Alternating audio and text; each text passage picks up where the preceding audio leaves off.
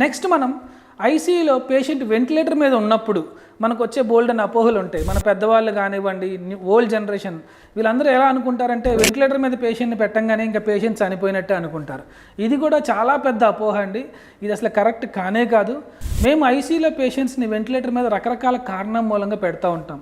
Brain functioning దెబ్బతిన్నప్పుడు, తలకి దెబ్బ తగిలి కానీ, బ్రెయిన్లో స్ట్రోక్ వచ్చి కానీ, బ్రెయిన్లో బ్లీడింగ్ అయ్యి కానీ, కారణం ఏదన్నా బ్రెయిన్ ఫంక్షనింగ్ ఎప్పుడైతే తగ్గుతుందో అలాంటి సిచ్యువేషన్స్లో బ్రెయిన్ నుంచి సిగ్నల్స్ అందవు కాబట్టి మనం వెంటిలేటర్ మీద పెట్టడం జరుగుతుంది పేషెంట్ని. రెండోది, లంగ్స్లో ఇన్ఫెక్షన్ వచ్చి మనం రూమ్ ఎయిర్, మన చుట్టూతో ఉండే ఆక్సిజన్ ద్వారా మన రక్తంలోకి ఆక్సిజన్ పంపలేనప్పుడు మన లంగ్స్, అలాంటి సిచ్యువేషన్లో కూడా మనం వెంటిలేటర్ పెట్టడం జరుగుతుంది.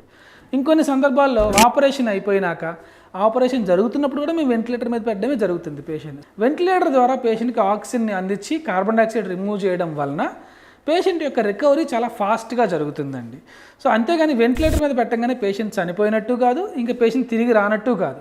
చాలామంది పేషెంట్స్ వెంటిలేటర్ దాకా వెళ్ళి, ఇప్పుడు మెడికల్ సైన్స్ అడ్వాన్స్ అవడం మూలంగా వెంటిలేటర్ దాకా వెళ్ళి చక్కగా రికవర్ అయ్యి బయటికి వస్తున్నారు కూడా పేషెంట్స్ అందరూ కూడా.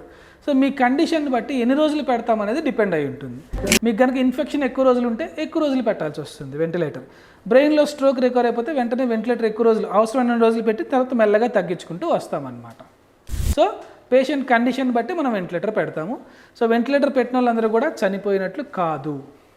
ఇప్పుడు దాకా మనం విన్న హెల్త్ అప్డేట్స్ లాంటివి ఇంకా మీరు తెలుసుకోవాలి అనుకుంటే కనుక ఆశా హాస్పిటల్స్ని ఫాలో అవ్వండి. సో రోజు మేము ఇలాంటి హెల్త్ టిప్స్ ఇవ్వడం జరుగుతుంది. చక్కగా వీటిని చూసి మీ ఆరోగ్యాన్ని కాపాడుకోండి.